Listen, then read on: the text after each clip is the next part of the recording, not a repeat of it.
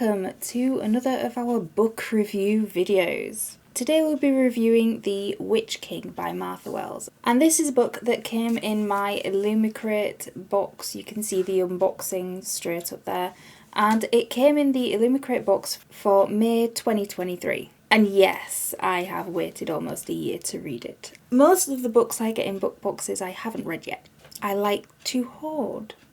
Don't come at me. I like to hoard. They look pretty.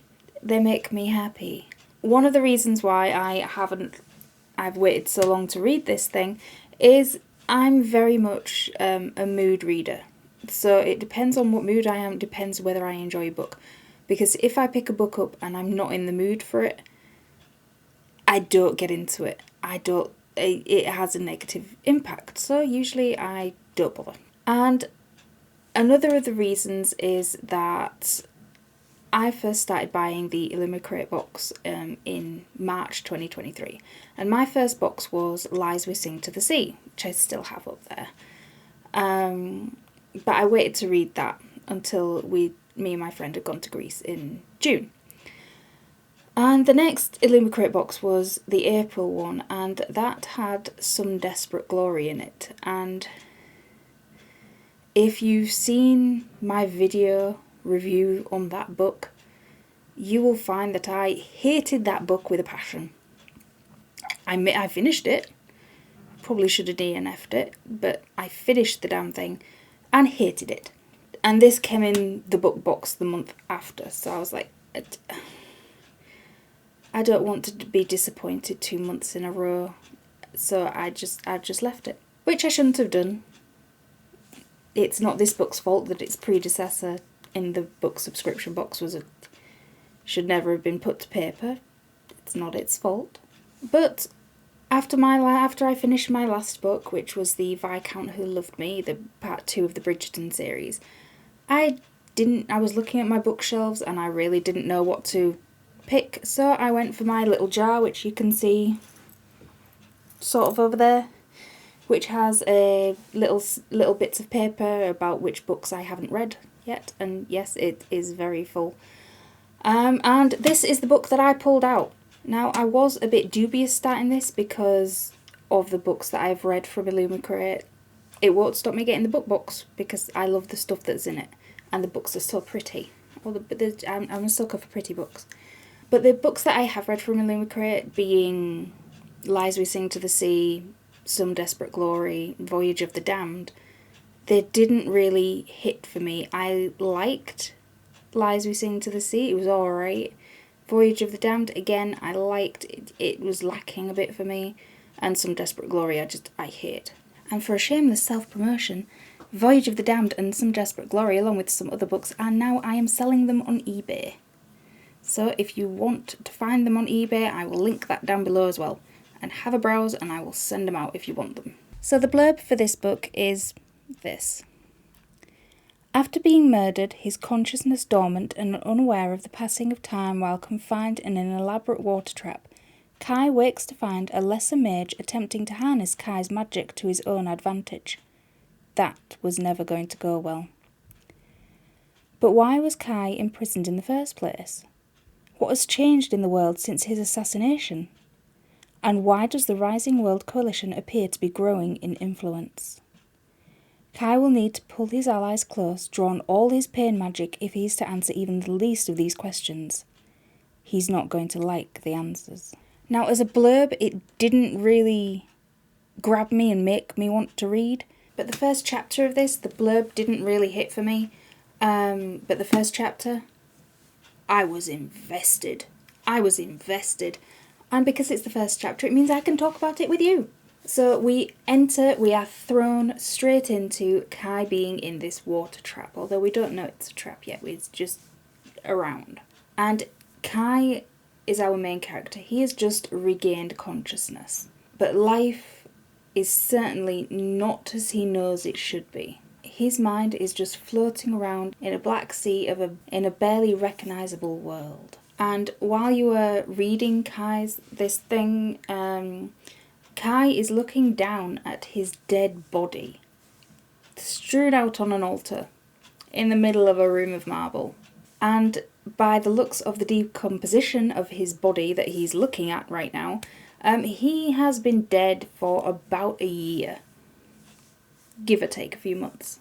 Now, Kai has no memory of what led to this, and no idea what is going on. Where he's been, he has no memory of before. But although he has no memory of what was before, he knows that he can grasp what's going on in this room, and he knows that he will not allow himself to be a puppet for the expositors of this world, and we'll come back to them later. Now, like I said, the first chapter grabbed me so much because in this first chapter, which is like 13 pages, you've got magic, sacrifice, death, soul-sucking, life-draining, reanimation, magic, enemies, death, dismemberment, violence, child sacrifice. And that's the first chapter. In 13 pages, you get all of the above. Is there any wonder that I was sold straight away and cursing myself for not having picked it up sooner? Now, once we're in the tomb and the sort of guys are coming back to themselves, Kai isn't alone. He has a companion and a best friend in Zaide. Zaide? I'm not quite sure I'm saying it right. It's spelled Z-I-E-D-E. And in my head I was reading it as Zaidi because I liked the way it sounded, but I think it's probably Zed or Zide. I like Zedi, so we're going to go with that. And Zedi is a high witch teacher who can manipulate air spirits into doing her bidding. And whether that be used for, a directional wind when they're sailing across the sea, or for peeling an enemy's skin off layer by layer when they're still alive. Which she does at some point. So. And she has also been buried alive in this tomb with Kai, but in a different part of it. Now, also picked up by these two to be a companion is a child called Sanja, and she was brought by Menlas, who was the expositor who was trying to trap Kai's magic in this ritual. And she was brought to be a sacrifice, a blood sacrifice, to give the pain power, to activate the pain magic, which went about as well as you could expect. This book has in it a world that is... I loved being in this world because not one character falls into the camp of good or bad. There's no everybody. Every single character you meet, including the point of view we have, is morally grey. Completely grey. Just different shades. All different shades of grey. And it's wonderful. What I will say for this is that the world building in it is huge. But it's not dropped on you completely. Like, this is where you are. You have to know all this lore before you can step outside these walls. It doesn't flow like that because it doesn't work like that. You find out the history of this land as you travel, and you find it's revealed to you in flashbacks and in the areas that you travel to. You don't travel the whole breadth of this place. It comes with a map. If you can see that. It comes with a map. This is its map. Now, this is the map of the world that you're inhabiting, or the part of the area that you are. So, like, his tomb is, like, over... Where is it? Over here. But you don't travel to all this. So you're not, like, travelling everywhere, and you're not expected to know the history of all this place. You find out its history as you go of the places that you travel and how they've interact and mentioned all of this. And yes, I like that it has the map. And I keep saying that I like books with maps, and then I never refer to them after seeing them on, like, the first page. I think, oh, nice, a map. And then forget about it. And also in this, you get like 3 pages of a list of names and titles for every single character that is in this book. and it can be a bit daunting, but I sort of give it a quick glance over at the first and then promptly forgot all about it and didn't reference it once. Just, if it pulls me out of reading to reference at the beginning, then it's not gonna hold me. Now, as I said, the world building is huge, but it's not all dropped on you at once. And when you've finished it and you think back along the story, you think, is that all it was? Was that it? Because the pace of the actual story thread is quite slow, and I don't know how better to explain it. I read it fast, but the story is slow. There's a lot happening, but the story is slow. I'm going to try and explain it, because the story, this is a fantasy book. It's not from multiple points of view. You are only in the head of Kai. That's it. And I think it would have damaged it if you had different points of view, because this guy is enough. This guy is enough. Kai and Zaidi have a single goal, or two single goals, but one main single goal after getting out of this tomb, and that is to find their missing friend, Zaidi's wife, Tehran. Tehran? There's a 3-page list of names, but it doesn't tell you how to pronounce any of them, which doesn't help me when doing this. But they're to find Zaidi's wife Tehran because of this, there's a treaty being drawn up and she has to be there. And to find out who betrayed them and sealed them in this tomb and why. And that is the main story through this book.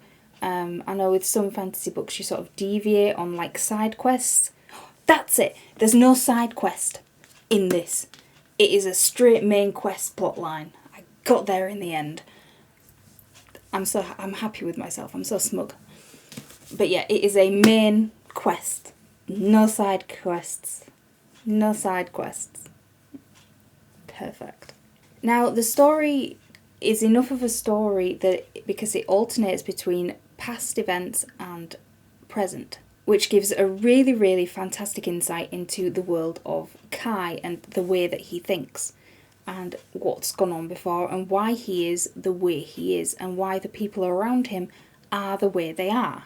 And it's not a fast transition, so you get, I think, maybe 3 or 4 chapters in the present, and then 3 or so chapters in the past. So it doesn't feel like you're just blipping backwards and forwards, and it doesn't feel like you're in a rut in different time zones. And each section, each flashback of the past events helps shape the foundations of what the characters are going through at the present when you're reading the past. I'm making it sound more confusing than it actually is. But in my head, that's the only way to get it out. And these past events don't give away what's going on, so you don't get an inkling of what's coming down the line. It's extremely interesting, and I found both viewpoints to be very, very interesting and could have been a book split into 2. I didn't find it tiresome to go back in time. I didn't find it tiresome to come back to the present because I was having so much fun in the past. It's not detrimental to any of this. It's wonderfully written. Now, if I had to have a criticism of this, because I like to add at least a few criticisms in there just to make it sure it's all not wishy-washy, and it's one of my main criticisms is that it's a standalone book. It's not part of a series. This is all we get. And it left me wanting more, but not in the way that it was disappointing. So you get to the end and you think, oh, well, I wanted a bit more of that. She could have done this or she could have done that. I wanted a second one. I wanted to dive right back in and find out more. I want a series of this. I want to be back in the characters, and this is a standalone book. How disappointing. It was too good to be on its own. And because it's a standalone, it doesn't read like the first book in a series would. You get where you don't get the big payoff, you get sort of a tantalising tease of a payoff. You get the payoff more than in this. And it was written so well. It was so damn good. I wanted more of the characters. I wanted more of the history. I wanted more of the geography. I wanted more of the revolutions and the political rivalries. I wanted more. Now, another thing that I really didn't like about this book, and it's not usually something that I complain about, it's usually one of the really best things about the book itself. But for this one, I don't like the cover. I don't like it. I mean, the writing, fine. It's nice, it's shiny. This artwork, I don't like it. I really don't like it. And I can't say that about many of the books I've got, especially when they've been in book boxes. The artwork is more often than not the most beautiful thing about the book. Case in point, Voyage of the Damned, the artwork, beautiful. But this, I don't like it. Compared to where you go in this, and the things that you see, and the things that you do, and the scenes that are in it, you came up with this. I don't like it. And it's no detriment to the artist, because it's drawn well. I just think it was a bad choice for a cover, because if I'd seen this just sat on a bookshelf in a bookshop, I wouldn't have picked it up. And I know that's me, but a book cover is to draw you in, and that is the initial, at least for me, you see a book cover, you think, ooh, what's that? Now, I have been burned. That's not to say that I haven't been burned before, where book covers have had me picking up the book, buying the damn thing, bringing it home, and then it being written by a preschooler. Because the front cover was rocking, but the story was dead. This is the opposite. I don't like it. Now, what I have seen on the author's Instagram page is a different cover that I like a hell of a lot more, but I think it's the American version. Now, the inside of it, lovely. It's a lovely, lovely book. I mean, look, I like this bit. I like the naked hardcover of it. And I like the end pages. The artwork for the end pages is beautiful. I mean, Kai is a demon. He's the Witch King. Couldn't you have put that on the front? I mean, he is on the front. It's just... no. I don't like it. It doesn't grab me. Now, as you might have gathered from this review, I loved reading this. I didn't read it all in one go. I put it down and came back, and over like a course of a week or 2 weeks. I've been slow at reading recently. But part of why I have loved this book is if you've been watching my videos at least from this year, the reviews of the books that I've read have always been missing something that I wanted more of. And that is the political intrigue. So some of the books I've read set it up and then it goes nowhere, or set it up and then it's just it's a side quest, and I wanted the politicals. In this, the political intrigue. Oh, yes. I was so happy. It was everything I wanted. Some of the books this year have had, they're just full of romance and have either no plot, or if there is plot, it's just not even worth getting into because it just doesn't matter. This is the opposite. There's no romance. There's no fawning. There's no soppiness. There's no long lingering looks, and I like long lingering looks. I love them. But what I wanted was this. This is dark, political, and fantasy at its best. It's political intrigue all the way, in both the past events and the present events, and I am here for it. I am so here for it. I was so stoked. I was so happy. And you get to know these different political factions. So you've got, and they're all different, but they're all interesting.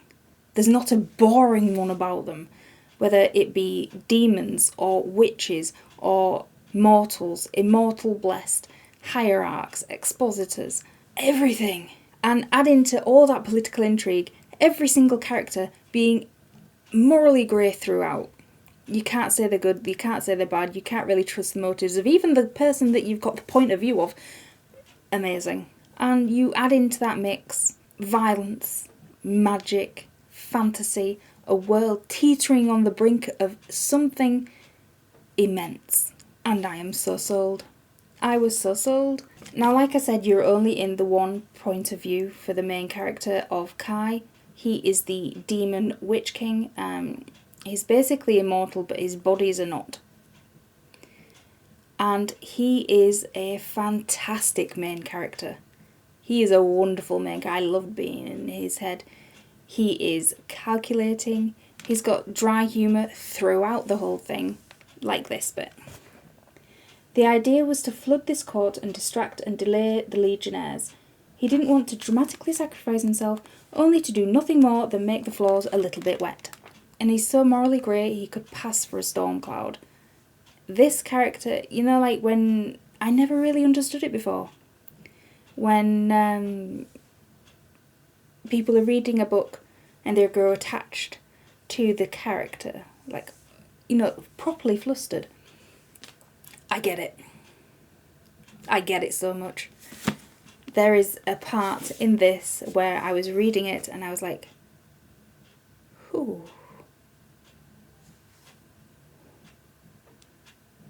Damn.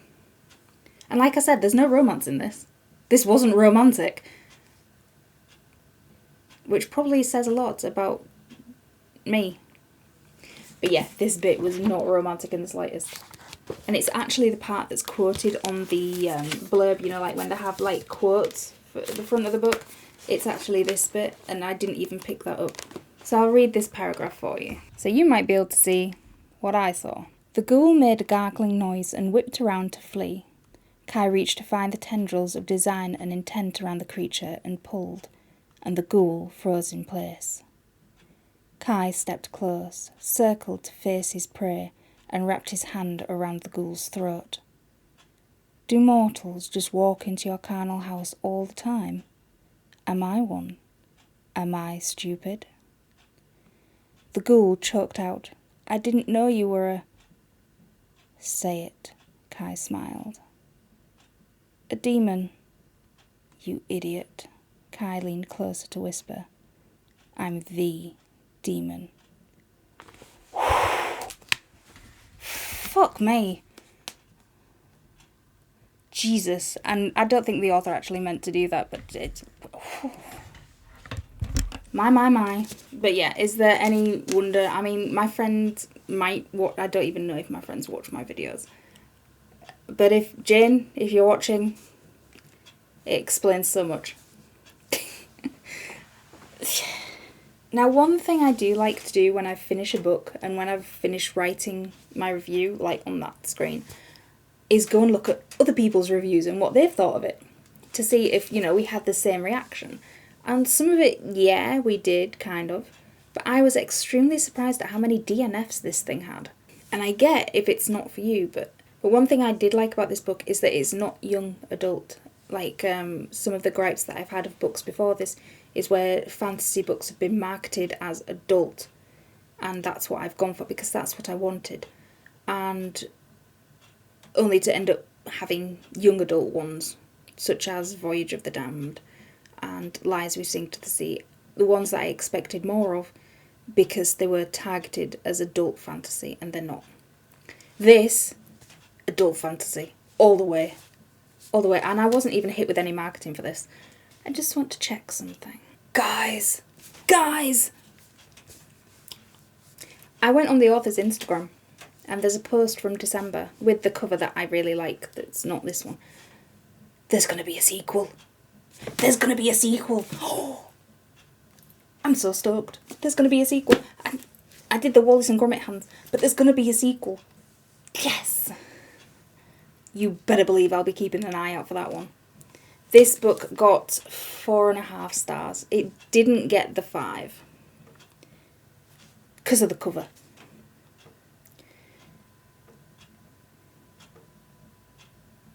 Now, you know what? No, this whole thing, no, it's a 5-star. It's 5.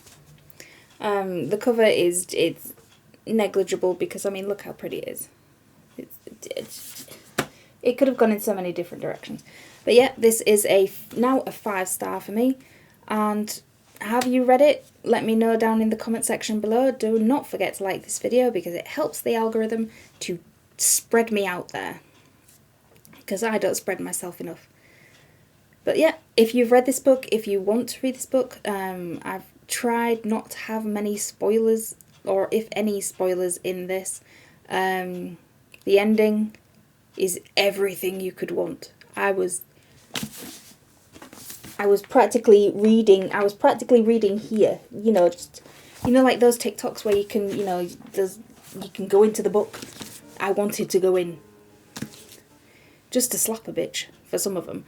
But I wanted to be in this. I wanted to dive right in, right through the pages. And I was extremely miffed that I didn't.